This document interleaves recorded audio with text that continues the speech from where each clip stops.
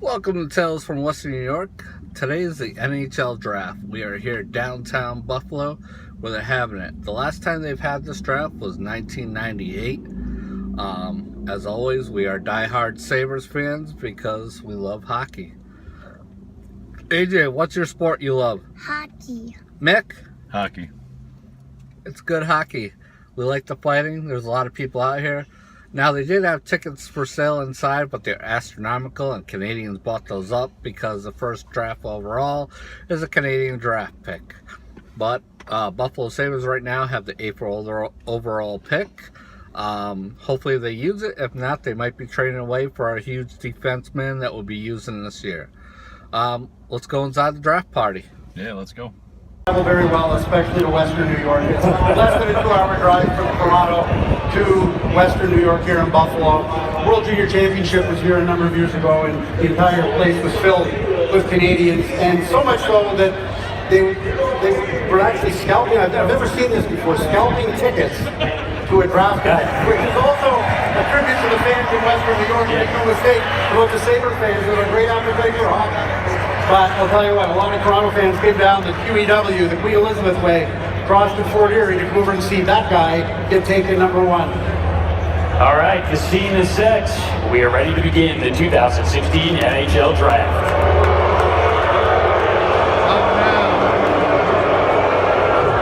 Good evening and welcome. Thank you for that energetic welcome. Welcome to the first that I presented on the 2016 National Hockey League Draft. Our draft was conducted here in Buffalo in 1991 and 1998, and we're delighted to be back. In fact, the Buffalo Sabres and the city of Buffalo do such a great job of hosting our events. The NHL Prospect Scouting Combine, which was just recently held here, is coming back next year.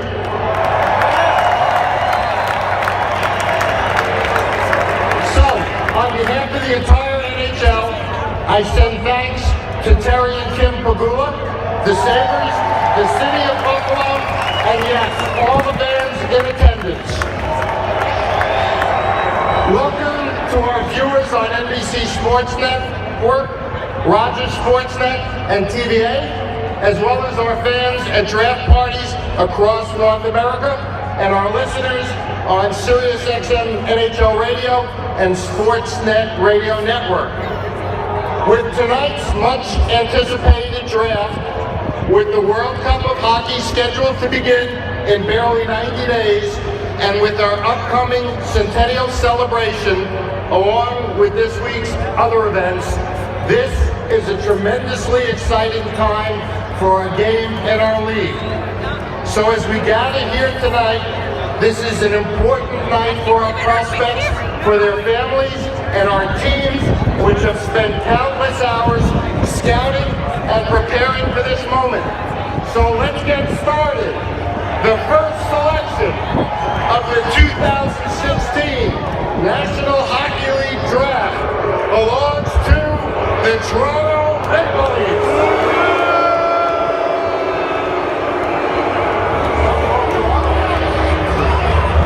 So you get the boos from the Buffalo fans, the cheers from the Toronto fans, and let's face it, just because there's something of a lack of suspense here doesn't mean there's a lack of nerve. Austin Matthews, just 18, soon Leafs fans could be wearing his name on their jerseys. Here we talked about the bubble up in Toronto, the idea that everything's magnified. You can't fly under the radar. Why is that? Austin Matthews, he's not going to the American Hockey League. He's going right to Toronto. So the Toronto front office up on the stage for the Leafs, first time since '85 that they have the top overall pick. Remember, they took Wendell Clark that year, and now his name and number hangs on the rafters in Air Canada Center. For Toronto's first pick of the 2016 National Hockey League Draft, we're going to have our Director of Player Personnel make that selection, Mark Hunter. Toronto proud to announce from Zurich, Men's League Switzerland, From U.S. program, Austin Matthews.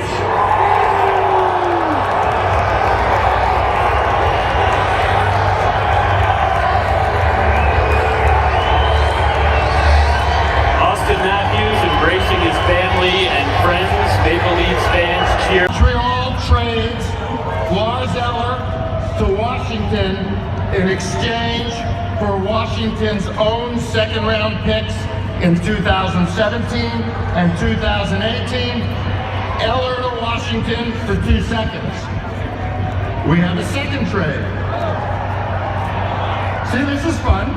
Chicago trades Andrew Shaw to Montreal for Montreal's own second-round pick in 2016, the 39th pick, and Minnesota's second-round pick in 2016, number 45, which was previously acquired.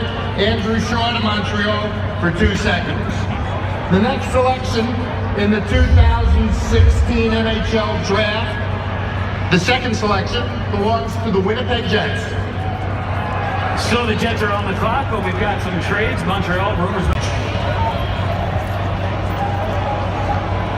On behalf of the Winnipeg Jets organization, I'd like to say thank you to the City of Buffalo and the Buffalo Sabres for being so gracious hosts this week. We'd also like to say hello to all our Jets fans that are watching at our official draft party back at the Met in Winnipeg. With the second pick in the 2016 NHL Draft, the Winnipeg Jets are proud to select from Tampere of the Finnish Elite League, Patrik Laine. You look at this kid, confidence not an issue. He said he thought he was the best player in the draft. That Toronto, they had a tough choice to make at number 1. You got to believe that for Winnipeg, maybe it wasn't that tough of a choice for them. At 18, MVP of the World Championship, Patrik Laine. You get him here, what do you get? Quick strike offensive capabilities to remind you a little bit of a former Winnipeg Jet, Teemu Selanne. And the biggest thing is when To our great fans, the Gila River Arena, for all your support. The Arizona Coyotes are pleased to select from the U.S. National Development Program, Clayton Keller.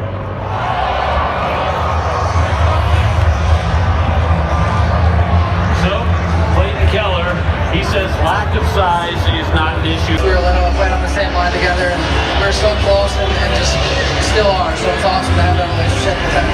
You talk about the work you put in this year. It's been quite a year for you. You passed Patrick Kane and Phil Kessel as the all-time scoring leader in U.S. National Program history, and now this. Have you been able to take into thought exactly what this year has meant to you so far? Not too much. I mean, it's crazy. I mean, I set goals all the time, and that was definitely one of them is to do that and then be a leader and just continue to grow in all parts of my game, on and off the ice. So it's awesome to be here, and I'm so thankful. 90 seconds remaining before their pick, but you look at Calgary and what Darren mentioned about addressing their needs. they'd be looking for wingers, scoring wingers. They've got Jack Eichel in the middle of the ice. They want to continue to build around that. Alex Nylander is the best skilled winger that's available right now. I think he's a strong consideration. Unless they want a defenseman, it went big. Mikhail Sergachev of the Windsor Smith Flyers. Big, fast, strong. Don't forget the acquired Jimmy Vesey, who was originally drafted by Nashville, a Holden Baker winner out of Harvard University. He's now on Tim Murray's negotiation list. How hopeful are you that he would be able to sign him? Friendship would sign him. Friendship with Jack Eichel, same age as Jack Eichel. I think they got a legitimate chance to get him there. So here, if they feel that they have a real chance to get Jimmy Vesey, does that maybe weight this towards a defenseman? I think it does, Pete. I really do. All right, you're the Buffalo Sabres. You're sitting there, your arms are crossed, you're not really smiling, I don't think you can call that. Who is the defenseman you would take? He plays for Anaheim. You're talking about Cam I'm Fowler. talking about Cam Well, Fowler. let's say Cam Fowler not an option at this particular moment. If you're going to take a defenseman, you're going to go there in the draft. Who's the guy that you would have to try out? To me, he's got the full arsenal that to me could eventually put him in the Norris Trophy conversation. He can shoot, he can skate, he's got a physical element. Like all defensemen, you got to round out your game. But that type of package is not common in defense. You should tell the story about the World Under 18 and Curse that does that now. Well, I will. I mean, the Western Under 18 team got banned from the Under 18 tournament, and they had to go with the Under 16 team, Under 17 team. Anyway, a lot of people don't forget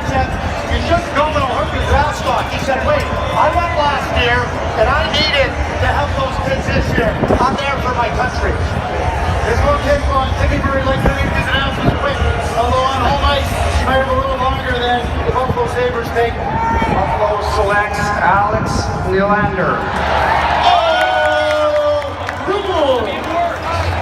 It's the motion, though. Or not. There's not another general manager in the history of the NHL. All the drops I've covered since 1979. Nobody says it quicker. Just the internet. Well, he told us that he might do this on his short draft speeches. He said, quote, I'm not thanking anybody. I'm just going to make the pick. And if somebody feels put out and wants to meet me out in Buffalo downtown Saturday night and get a personal thank you, I will certainly do that. So look for him later on. Well, how about the rivalry now between Toronto and Buffalo? Okay, you got William Nylander with the Maple Leafs, you got Alex with the Sabres, you got Eichel with the Sabres, you got Matthews with the Maple Leafs. And Mike Babcock shunned the Buffalo Sabres to go coach the Toronto Maple Leafs. Oh boy, we got a buddy rivalry up the highway. Mike Babcock lost as a head coach of the Detroit Red Wings in 2009 to Dan Bilesma, who's the head coach of the Buffalo Sabres. And we also talked about bloodlines. You have brothers, you have fathers who are drafted. Nylander, there could be the rivalry, but you look. I coached his father. Family affair continues. Yeah. Well, tell me, does he remind you at all? He does. The skill level. Michael, his father's skill level was excessive and really good. And you see the same thing, obviously, from this player. Well, we talked about Matthew Tkachuk having bragging rights on his father, Keith. Well, guess what? Alex doesn't have bragging rights on William, both 8th overall picks. But both the bragging rights of their father, right? They'd always be ninth, though. You know what I think really helped Alex? The fact was that the World Junior this year, when William got knocked out, Alex elevated his game and was fantastic. I think that was the scouts. Scouts I talked to say Alex Nylander passes the puck better than his brother William. William maybe a little more explosive. Although, one scout told me of the 500 speed and skill, and he's a tremendously skilled player. He's going to eventually fit in somewhere, whether it's center or wing. I think they're all interchangeable at this point, but you know, I look down the road with the guys we have here now, and you know, him joining them in the power play, for example, is pretty exciting. Earlier in the week, you acquired the negotiating rights for Harvard free agent winger Jimmy Vesey. How are the talks going with him right now? There's been very little talk. I've had a conversation with his agents and actually a conversation this morning with Jimmy, and just said that we'd love to be able to get in front of him and not try to interrupt his family process, but get in front of him and maybe show him how good we think Buffalo is. And speaking of how good Buffalo is, how is it for you as the general manager of this franchise to host this draft here and the excitement that the fans have brought here tonight? The city is like, it was a perfect fit for me. It's a blue-collar city. It's a great hockey town. I'm not much of a host, but we have other people to do that. But the fans are very excited, and I'm excited for them. Tim, thanks so much. Congratulations on your pick. Liam, back up to you. And also, Montreal's been very busy as well. They acquire Andrew Shaw from the Chicago Blackhawks for draft picks as well. But earlier tonight, when we talked about the Americans in the draft, this was a great moment between Keith Tkachuk and his son Matthew Tkachuk, who went here in the first round. Our own Craig Button compared him to Rob Gronkowski as an athlete, and then Gronk tweets out, dang, that's legit. Tkachuk better be decking fools now. So, your comparison legit by none other than Rob Gronkowski. He's made it official. You feel good? I'm speechless. So now we look ahead and we look at the Boston Bruins. They have the next pick. Where should they be looking? Got to be a defenseman. I mean, you look at the guys that are available: Jeff Chikrin, Charlie McAvoy, Dante Fabro. All those guys are right in the wheelhouse right now. Now, I mean, what's the logical choice? Charlie McAvoy plays for the Boston University Terriers. Boston Bruins are picking. Might be too easy here. You're bringing common sense, I feel like, into the factor here, and that it doesn't always add up that way. What doesn't get talked about enough with Boston, Cam Neely, Donnie Sweeney, they've turned it around a lot. They've got at least 10 B-plus level prospects or more in their organization. They They've do got have a good prospect pool. They've got a huge prospect pool. And Dante Fabro is going to Boston University also. So That's true. There you Are you go. looking at a specific type of defenseman, though, if you're Boston? I'm looking at a right skill. shot. Yeah, and skill. Skill. And Charlie McAvoy's got it. Power play quarterback. A guy that can really hammer a puck. Dante Fabro is also a good two-way skilled defenseman. But Charlie McAvoy can run a power play. Let's see if they go that way. And you mentioned a right shot. That'd be an integral component. I think there's some value to that because they're really hard to acquire. So, Boston Bruins have made their way up to the stage here at the 2016 draft. The pick is in.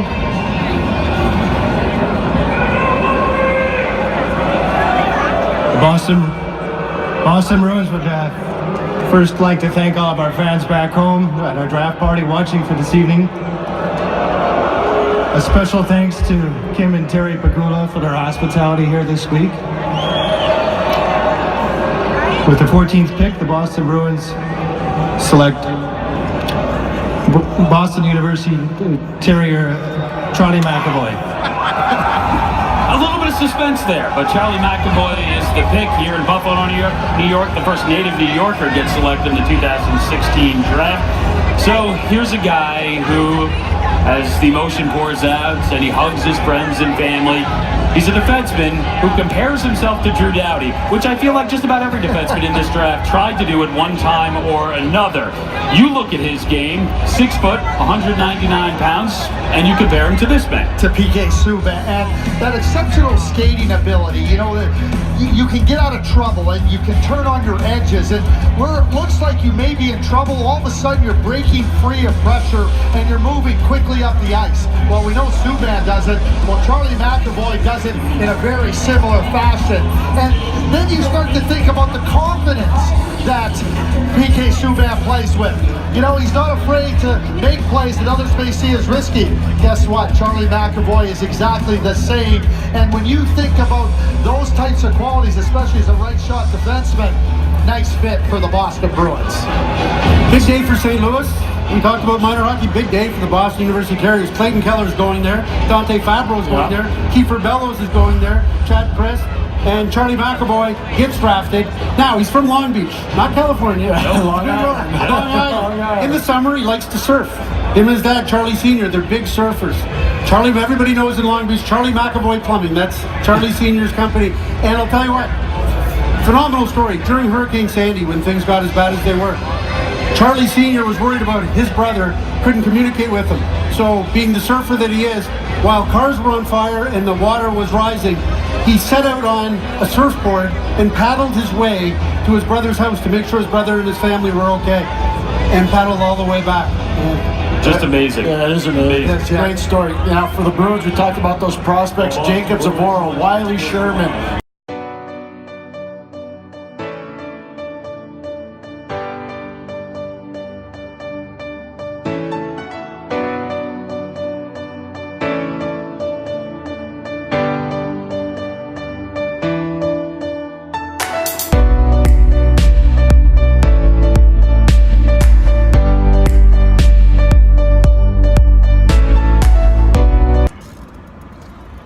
Just left the 2016 NHL draft. Had a blast.